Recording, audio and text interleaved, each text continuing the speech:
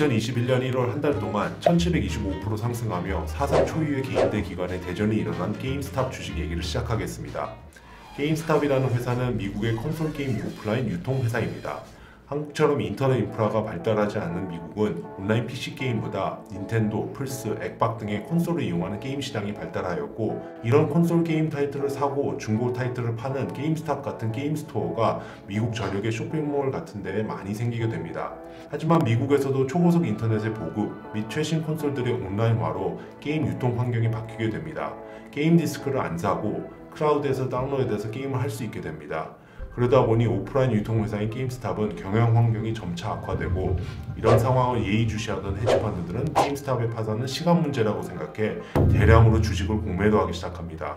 월스트리트배츠는 미국의 대표적인 게시판 사이트인 레딧에서 주린이들이 투자 아이디어를 공유하면서 서로 격려해주는 작은 주식 관련 커뮤니티인데요. 이 게시판에 2019년 9월에 DFB라는 익명 게시자는 게임스탑 회사의 분석과 본인의 주식 및 콜옵션 매매 내역을 공유하면서 새로운 투자 아이디어를 제시했습니다.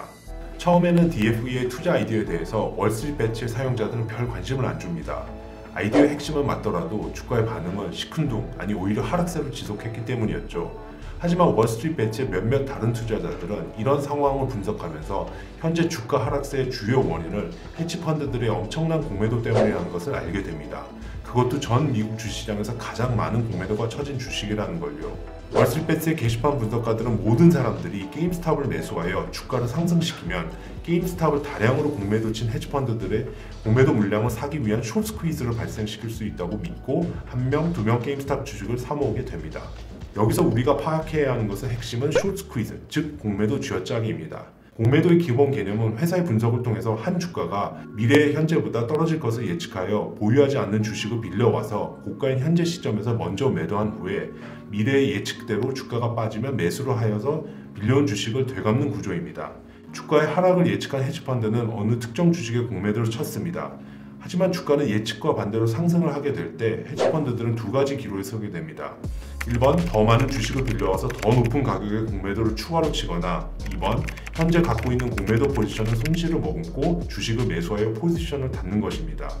여기서 말하는 숏 스퀴즈는 위의 두 갈래에서 2번에 해당하는 것으로 보시면 됩니다. 숏 스퀴즈가 일어나려면 게임스탑 주가의 상승이 나와야 되는데 21년 1월 11일 사건이 터집니다.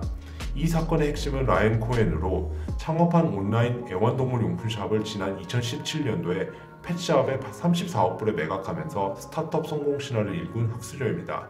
2020년 8월 게임스탑 주식 590만 주를 매입한 것을 공시하고 2020년 11월경에 게임스탑 경영진에 선전포고 같은 편지를 보냅니다.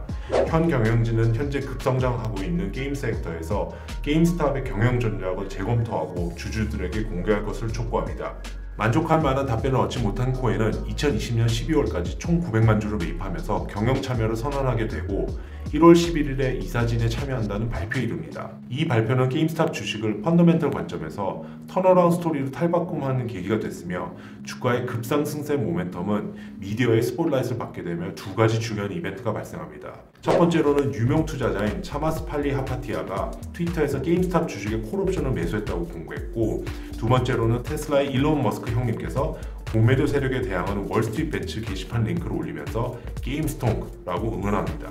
차마스와 일론 형님의 발언으로 주가는 파죽지세로 상승하게 되는데 1월 마지막 주에는 76불에 시작하여 다음날 100% 이상 상승하여 148불, 그리고 1월 27일 수요일에는 347불 51전에 마감하며 사상 최고가를 찍습니다. 월스트리트배츠 게시판 사용자들은 매일 100% 이상 상승하는 주가를 보면서 주식시장에서 항상 과도한 수익을 내는 헤지펀드들에 대항해 승리할 수 있다는 자신감에 들떴습니다. 특히 초창기 투자 아이디어를 제시한 DFB는 매일매일 더블업하는 자신의 잔고 내역을 공개하면서 모든 투자자들의 선망의 대상으로 존경받게 됩니다.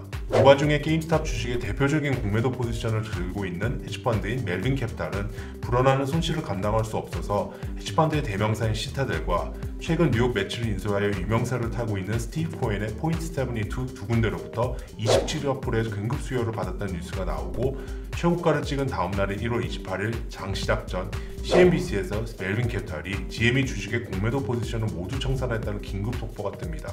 하지만 월스트리트 매체의 개미들은 멜빈의 포지션 청산은 대표적인 페이크 뉴스라고 분석하게 되는데요. 이는 장 시작 전의 거래량을 보면 도저히 포지션 청산을 한 거래량이 아니었기 때문이었죠. 또 한편 많은 미국 개미들을 주식시장으로 이끌었던 주식 어플인 로빈후드에서는 1월 28일 하루 동안 최근 급등세를 탔던 GME 주식을 포함하여 AMC 등의 주식 매수를 할 수 없다는 긴급 공지를 날리게 되는데 개인들은 이루 말할 수 없는 배신감을 느끼면서 게임스탑 주식의 폭락을 하루 동안 지켜보게 됩니다.